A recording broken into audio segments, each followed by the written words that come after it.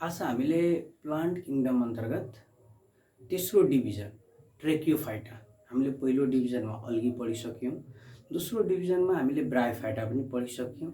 अब तेस्रो डिभिजन ट्रेकियोफाइटा छ। त्यो ट्रेकियोफाइटामा भास्कुलर बन्डल हुन्छ। पहिलो कुरा बुझ्नुपर्ने कुरा हो, भास्कुलर बन्डल भन्ने बित्तिकै हामीले त्यसमा जाइलम र फ्लोएम कन्डक्टिङ टिस्यु हुन्छ।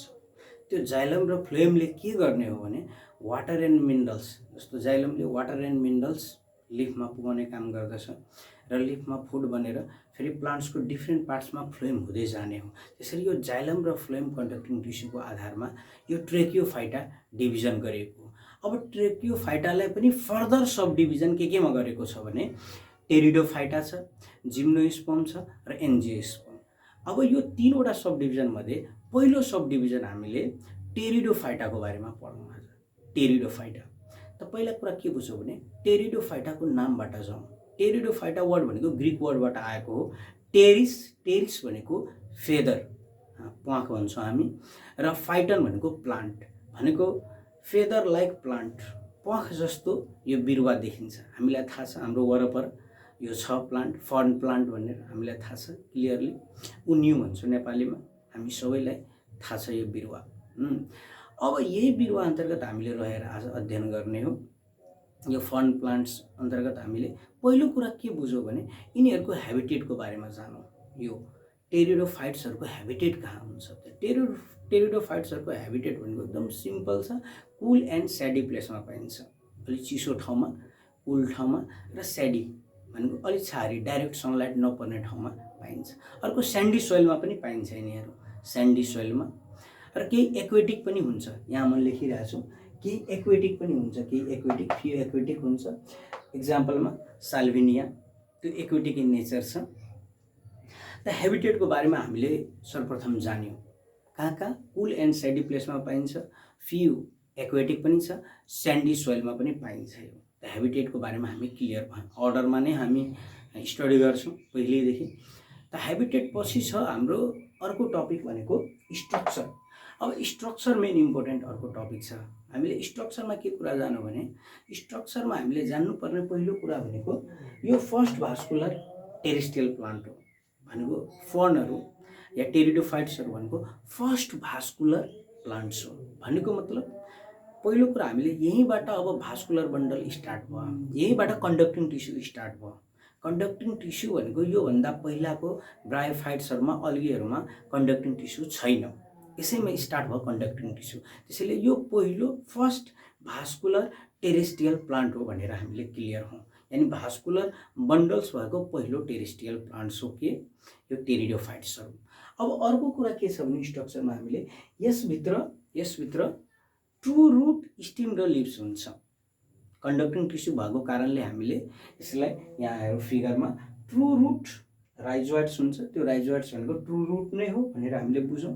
राइजोम भनेको ट्रु स्टिम नै हो, र लिभ्स, यहाँ यो लिभ्स हामीले हेरिरहेको छौँ यहाँ क्लियरली, यो लिभ्स भनेको ट्रु लिभ्स नै हो। त्यसैले true root, true stem, true leaves हुन्छ भनेर हामीले क्लियर भइहाल्यौँ यो भास्कुलर बन्डल भएको कारणले। अब अर्को कुरा छ प्लान्ट बडी। यिनीहरूको प्लान्ट बडी भनेको स्पोरोफाइट हो मेनली हामीले बुझ्ने, भनेको स्पोरोफाइट डोमिनेन्ट नेचरमा रहन्छ। बडी देखिने भनेको यो टेरिडोफाइट्सहरू भनेको स्पोरोफाइटको रूपमा देखिने हो। हामीले उता ब्रायोफाइटमा अनि एल्गीमा गेमेटोफाइट बडी डोमिनेन्ट थियो, तर यहाँ जस्ट अपोजिट छ। अब यहाँ स्पोरोफाइट बडी डोमिनेन्ट छ, यो कुरा हामी क्लियर हौँ। Sporophyte is more dominant in comparison to gametophyte. त स्पोरोफाइट भनेको 2n हुने हो, 2n बडी डोमिनेन्ट छ। अर्को डाइप्लोइड नेचर 2n भइएको हो। अब स्पोरोफाइटिक स्टेज मोर डोमिनेन्ट अघि भनिसकेँ मैले। अब यो फ्लावरिङ प्लान्ट होइन, यो नन फ्लावरिङ प्लान्ट हो। हामीले इभोल्युसनबाट के देखिरहेको छ भने अल्गीदेखि ब्रायोफाइटा हुँदै हामी टेरिडोफाइटासम्म आइपुग्दाखेरि के थाहा पाइरहेछौँ भने डेभलपमेन्ट भइरहेछ, डिफ्रेन्सिएसन बढी भइरहेछ प्लान्टहरूमा, बढी डिफ्रेन्सिएसन देखिरहेछ। त त्यसले एडभान्समेन्ट बढी भइरहेछ। त यहाँबाट पनि क्लियर हौँ, यो नन फ्लावरिङ प्लान्ट नै हो, यो क्रिप्टोगेम्स पनि भन्छ यसमा फ्लावर हुँदैन। अर्को यिनीहरूले अल्टरनेसन अफ जेनेरेसन सो गर्ने हो। भनेको मतलब यसमा पहिला स्पोरोफाइटिक जेनेरेसन, त्यसपछि गेमेटोफाइटिक जेनेरेसन, र यो जेनेरेसन एकअर्कामा अल्टरनेट गरिरहन्छ। भनेको स्पोरोफाइटिक जेनेरेसन आउने बित्तिकै त्यसपछि ग्यामेट्स बन्ने हो, ग्यामेट्स पछि गेमेटोफाइटिक जेनेरेसन सुरु हुने हो, फेरि गेमेटोफाइटिक पछि स्पोरोफाइटिक जेनेरेसन आउँछ। यसरी एकअर्काले अल्टरनेट गर्छ, त्यसैले हामीले अल्टरनेसन अफ जेनेरेसन भन्छौँ। र यसलाई पनि फर्टिलाइजेसनको लागि पानी चाहिन्छ, यो कुरा हामीले क्लियर हुनु पर्यो। अब यो प्लान्टमा हामी के कुरा अझै बुझौँ भने यसको यो टेरिडोफाइटाको दुई प्रकारको अब यिनीहरूमा स्पोर्स हुन्छ। एउटा होमो स्पोर्स भनेको एक खाले स्पोर बियर गर्ने प्लान्ट्सहरू पनि छ, र डिफ्रेन्ट साइजको स्पोर्स बियरिङ प्लान्ट पनि छ। त सेम खाले स्पोर्स बियरिङ प्लान्ट छ भने त्यसलाई होमोस्पोरस भन्छौँ हामी। क्लासिफिकेसनको बारेमा थोरै जानिहालौँ। होमोस्पोरस भनेको सेम साइजको स्पोर्स बियर गर्ने, र अर्को हेट्रोस्पोरस भनेको डिफ्रेन्ट साइजको स्पोर्स बियर गर्ने। सेम साइजको स्पोर्स बियर गर्नेलाई हामी होमोस्पोरस भन्छौँ। त्यसमा फर्न, हर्सटेल पर्छ। हर्सटेललाई हामीले इक्विसेटम पनि भन्छौँ, इक्विसेटम। र हेट्रोस्पोरसमा के छ, साल्भिनिया र सेलाजिनेला। यो साल्भिनिया र सेलाजिनेला भनेको हेट्रोस्पोरस भनेको यहाँमा फिगर बनाइरहेको छ। एउटा सानो स्पोर हुन्छ, अर्को ठुलो स्पोर्स, तर प्राय गरेर यहाँ सेलाजिनेला बनाएको छ हामी। यो सेलाजिनेलामा के देख्दैछौँ भने तलतिर ठुलो स्पोर्स हुन्छ, माथितिर के हुन्छ, सानो स्पोर्सहरू बन्ने। यो त हुन त यो मेगास्पोरेन्जियम हो, अनि यो यतातिरको माथितिरको माइक्रोस्पोरेन्जियम हो। त्यही भित्र मेयोसिस सेल डिभिजन भएर स्पोर्स बन्ने हो। त यहाँ माइक्रोस्पोरेन्जियममा माइक्रोस्पोर्स बन्ने हो, मेगास्पोरेन्जियममा मेगास्पोर्स बन्ने हो। भनेको मतलब हामीले हेट्रोस्पोरस पनि छ, एउटा ठुलो र एउटा सानो स्पोर्स हुनेहरू पनि छ टेरिडोफाइट्स, र एउटा सेम टाइपको स्पोर्स बियरिङ टाइपको पनि टेरिडोफाइट्स छ। यो कुरा हामीले क्लियर भयो। थोरै क्लासिफिकेसनको बारेमा जान्यो स्पोर्सको आधारमा, होमोस्पोरस र हेट्रोस्पोरस। अर्को क्लासिफिकेसन के छ भने यहाँ हामी 4 टाइप्समा टेरिडोफाइट्सलाई बाँड्न सक्छौँ। पहिलो छ सिलोप्सिडा, इक्जाम्पल पनि छ सिलोटम।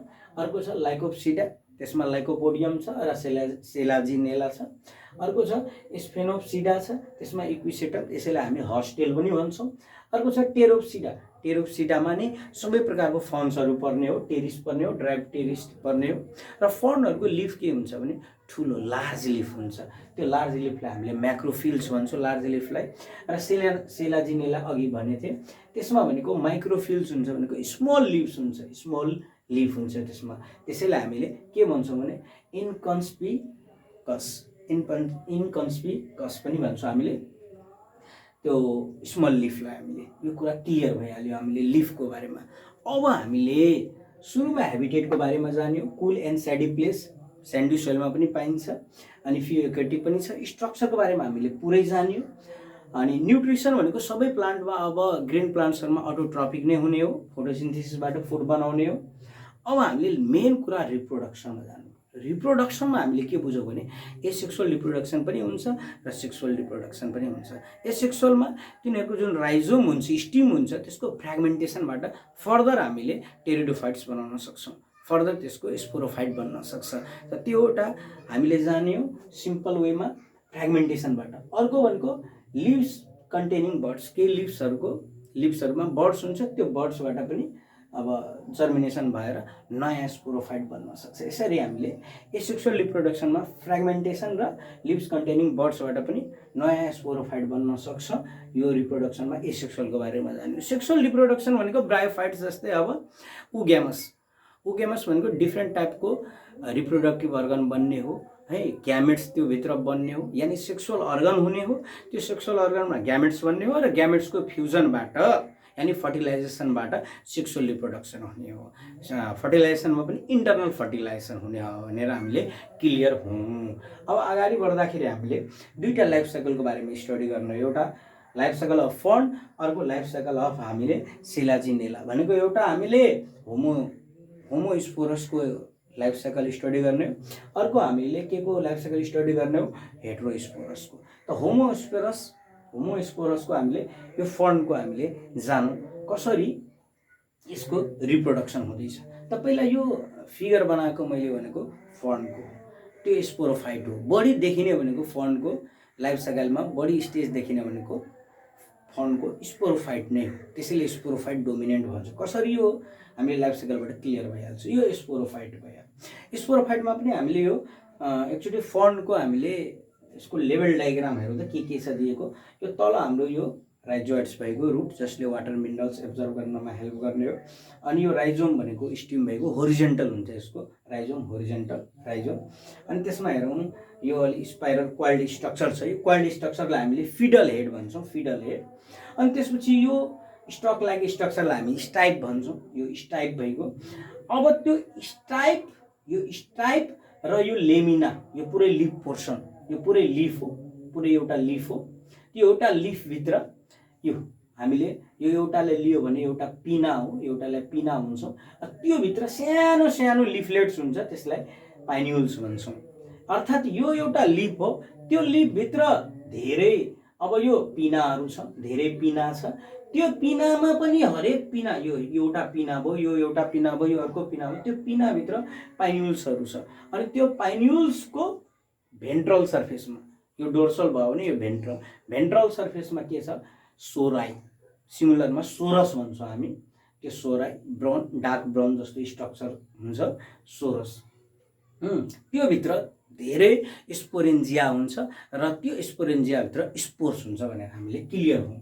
त यसको लेभल डायग्राममा हामीले के कुरा जान्ने भने पहिला यो रुट लाइक स्ट्रक्चर राइजोइड्स भइगयो, यो स्टिम भइगयो होरिजेन्टली स्टिम, यो राइजोम भइगयो। अनि यो स्पाइरल सेप्ड स्ट्रक्चरलाई हामीले फिडल हेड भन्छौँ, यो स्टाइप भइगयो। र यो स्टाइप र यो पुरै लिफलाई हामीले यसलाई लेमिना भनेर भन्छौँ। यो लेमिना, यो स्टाइप र लेमिना जोडेर के बन्ने हो, फ्रन्ट। यो पुरैलाई हामी फ्रन्ट भन्ने हो साथीहरू। यहाँ हेरौँ त, यो स्टाइपदेखि लिएर है, यो stipe along with yeah stipe यहाँ स्टाइपमा हेरौँ, यो स्टाइपमा यहाँबाट पिना छैन डेभलप भएको, त पिना डेभलप नभएको भनेको मतलब हामीले यो राइजोमसँग एट्याच भएको यो पोर्सन स्टाइप कन्टेनिङ यो लेमिना, यो दुईटैलाई फ्रन्ट भन्ने हो। र यो पिना कन्टेनिङ पोर्सनलाई पुरै यो पिना कन्टेनिङ पोर्सनलाई हामीले लेमिना भन्ने हो, यो लिफ भइगयो। र यो मिडरिफ बिचको यो स्टाइप भनेको यो जहाँबाट यो पिनाहरू छैन त्यो पोर्सन स्टाइप भइएको। र त्यही फर्दर जहाँबाट यो पिनाहरू डेभलप भएको छ त्यो पोर्सनलाई हामी र्याचिज भन्छौँ। क्लियर भएको। अब यो फन्ड प्लान्टमा यसको जम्मैको पिनामा के छ भने यसको भेन्ट्रल सर्फेसमा सोराइहरू हुन्छ। अनि त्यो सोराइ हामीले यहाँ हेरौँ त, त्यो सोराइ ब्राउनिश स्ट्रक्चर, त्यो सोराइ भित्र स्पोरेन्जिया हुन्छ। अनि त्यो स्पोरेन्जियम हामीले एउटा स्पोरेन्जियमको यहाँ लिएछौँ एक्जाम्पलमा। अनि त्यो स्पोरेन्जियमभित्र धेरै के बन्ने हो, स्पोर्स बन्ने हो। तर सुरुमा हामीले के बुझौँ भने त्यो स्पोरेन्जियमभित्र एउटा अब स्पोर मदर सेल छ। त्यो spore mother cell further meiosis cell division भएर के बन्ने हो, स्पोर्स बन्ने हो। अब त्यो स्पोर्स हामीले के बुझौँ भने स्पोर्स माइटोसिस सेल डिभिजनबाट प्रोथ्यालस बनाउने हो। यो हार्ट सेप स्ट्रक्चर भनेको प्रोथ्यालस हो। प्रोथ्यालसमा पनि यो तल रहेको रिप्रोडक्टिभ अर्गन भनेको एन्थ्रेडियम हो। यो प्रोथ्यालस ग्यामेटोफाइट हो भनेर बुझ्ने, ग्यामेटोफाइट। अब सुरु भयो यहाँदेखि ग्यामेटोफाइट ह्याप्लोइड इन स्ट्रक्चर हुन्छ। अनि तल भइगयो एन्थ्रेडियमभित्र नै एन्थ्रेजोइड बन्ने हो, मेल ग्यामेट। र माथि भइगयो आर्केगोनियम। टेक्निक एउटा के भइहाल्यो, टी तल अनि एन्थ्रेडियममा टी छ, एउटा टेक्निक त्यो याद राख्नै पर्यो। आर्केगोनियम माथि हुन्छ, यो फ्लाक्स सेप स्ट्रक्चर। आर्केगोनियम भनेको फिमेल रिप्रोडक्टिभ अर्गन हो, त्योभित्र एग हुन्छ। अनि यो एपिकल नोच हो। अब यति कुरा यो राइजोइड्स हो, यहीँबाट यसले वाटर एन्ड मिनरल्स एब्जर्भ गर्ने हो। ग्रिन हुन्छ है, यो फोटोसिन्थेटिक हुन्छ, फ्री लिभिङ भयो, यो डिपेन्डेन्ट भएन ग्यामेटोफाइट, यसले आफ्नो खाना आफै बनाउन सक्छ, अटोट्रोपिक न्युट्रिसन हुन्छ। अनि अब यहाँबाट यो एन्थ्रेजोइड स्विम गरेर कहाँ जाने हो, त्यसैले वाटर, यसलाई पनि वाटर चाहिन्छ फर्टिलाइजेसन गर्नको लागि। यो स्विम गरेर एन्थ्रेजोइड्स कहाँ जान्छ, यो आर्केगोनियममा, र फर्टिलाइज गर्छ एगलाई, र जाइगोट बन्छ। जाइगोट फर्दर डेभलप भएर अनि योङ स्पोरोफाइट बन्ने हो। र योङ स्पोरोफाइट फर्दर डेभलप भएर एउटा म्याच्योर स्पोरोफाइट बन्ने हो। यसरी हामीले क्लियर भयौँ लाइफ साइकल अफ फन्डको बारेमा। अब जानौँ यतापट्टि हामीले यो सेला जिनेलाको हामीले लाइफ साइकल। यसमा के बुझौँ भने यो एउटा म्याच्योर स्पोरोफाइट हो। यसमा के हुन्छ, यसमा अलि एउटा पिकुलियरिटी के छ भने यसमा कोन डेभलपमेन्ट हुने हो। यसको लिभ्स भनेको एकदम हामीले माइक्रोफिल्स हुन्छ, सानो सानो लिफ हुन्छ, अनि यो कोन स्ट्रोबाइलस भन्छौँ। यो कोन डेभलपमेन्ट हुने हो यसको प्लान्टमा, र त्यो कोन यहाँ हेरौँ त स्ट्रक्चर, त्यसमा मेगा स्पोरेन्जियम हुन्छ र माइक्रो स्पोरेन्जियम। माइक्रो स्पोरेन्जियम भनेको माथि हुने हो, त्योभित्र सानो सानो स्पोर्सहरू हुने हो, अनि यहाँ मेगा स्पोरेन्जियम भनेको तल हुने हो, त्यहाँ ठुलो ठुलो स्पोर्स हुने हो। अनि तिनीहरूमा मेयोसिस सेल डिभिजन भएर माइक्रो स्पोरेन्जियमबाट माइक्रो स्पोर बन्ने हो र मेगा स्पोरेन्जियमबाट मेगा स्पोर भनेको ठुलो स्पोर्स बन्ने हो। तर एउटा कुरा यसमा क्लियर हो, यो मेगा स्पोरहरू यहीँ रहने हो, यही यो स्पोरोफाइटमै रहने हो।